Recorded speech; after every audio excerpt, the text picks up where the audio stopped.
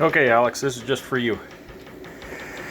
Now, I mentioned the other night that I think a good little business model for you would be comb honey. These are my scraps. These are what I've cut off that don't quite fit in my trays. I'm using these trays. They're maybe a 3" by 4" tray. They're fairly easy to come by. Doesn't matter what you put it in though. And the real thing that I really want to disseminate to you is don't overthink it. This is about as complicated as you need to get. Now this is just a deep frame, and I know you use mediums, but you can do the same thing. So this is what I've done with this one. I put a wedge of wood here. You don't need to do that. But what you need to do is you need to put something in that groove in the top bar to get the bees to kind of start in the center. If you don't do that, the bees will want to start along this edge and they'll make a mess. They make a mess a lot of times anyway. So take your medium frame. If you can get a paint stick, or if you can somehow get, I think you said you had a little table saw, didn't you? You could rip up a little piece of wood and get it just exactly the right thickness and jam it in here. You don't need any glue or fasteners. It'll stay in there. Once the bees start to draw the comb in there, they'll secure it, and you don't need it to be very long, just 1/4 inch. This wedge I put in there, this was very early in my career making comb honey. It's plenty big, so it takes away the comb. I can't use anything above about here.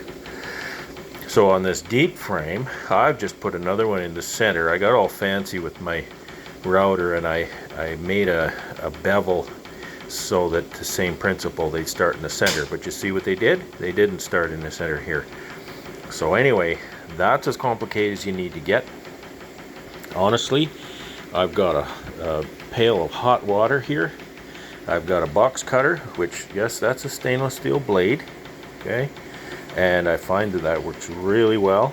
I don't know if I can do this one-handed, but it just cuts through the wax along there. I'll cut this out, hopefully.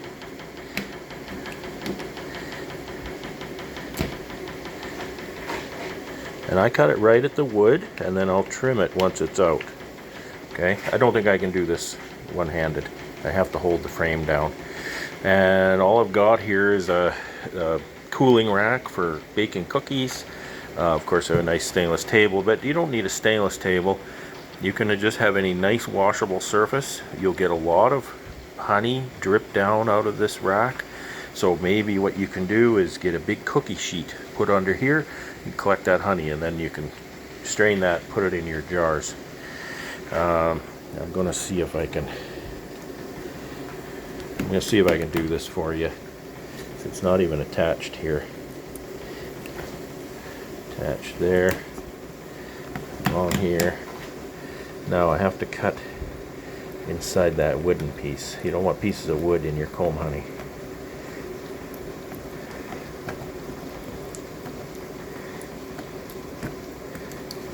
Okay.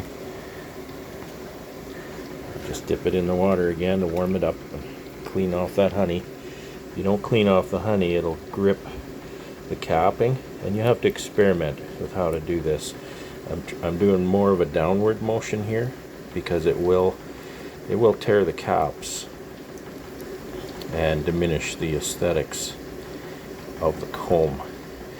So when I do this in my deeps, the width of this top piece will be just about perfect for my tray, which is awesome. Okay, let's see if I can lift this off. And see what I'm left with here?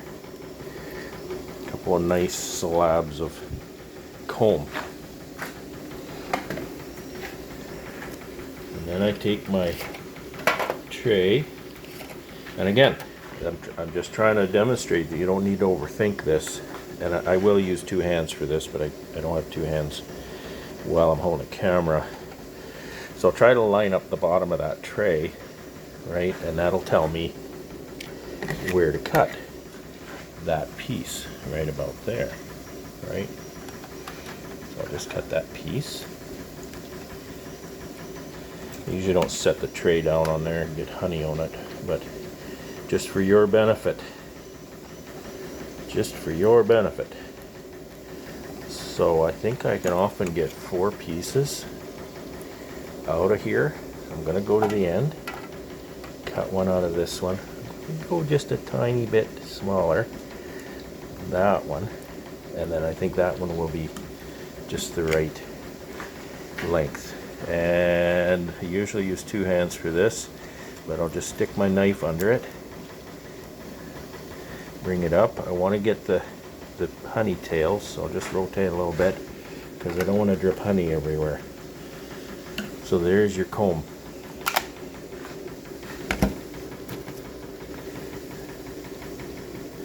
Put the lid on. I've just made $15. And are people ever happy when you say, do you have comb? When they say, do you have comb honey? And you say yes, and they want to give you a big hug. So I think that's a good business model that you could likely pretty easily manage in your apartment. These trays go from here, they go into my freezer. I've cut about 75 trays so far. Have a great day.